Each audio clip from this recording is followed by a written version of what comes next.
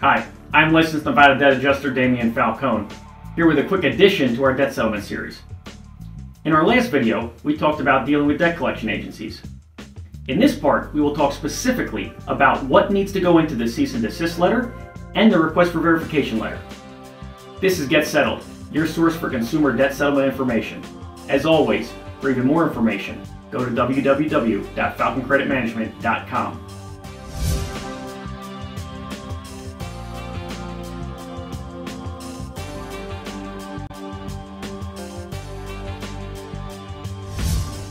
The cease and desist letter and the request for verification letter are two of the most important tools when dealing with a debt collector, and they are both easy to write.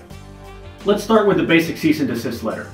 You will want to include from your full name, your address, who it is going to, the name of the collection agency, their address, the account number, and something like, to whom it may concern. Pursuant to my rights under federal debt collection laws, I am requesting that you cease and desist all further communication with me in relation to this and any other debts that you claim I owe.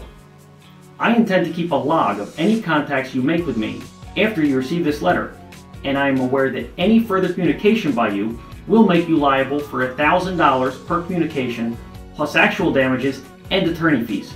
Sincerely, your signature.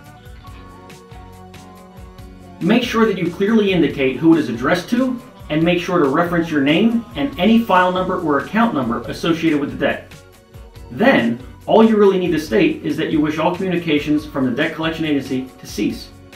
You will also notice language in this example that lets the debt collector know that you are aware of the consequences of their failure to honor your request.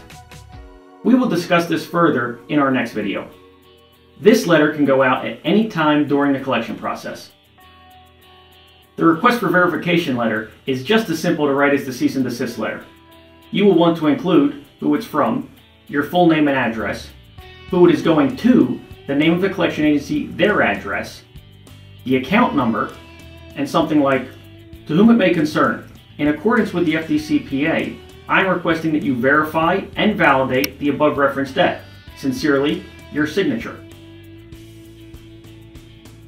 Once again, include the debt collector's contact information and make sure that you include your name and account number on the letter so that the collector knows which file you are talking about.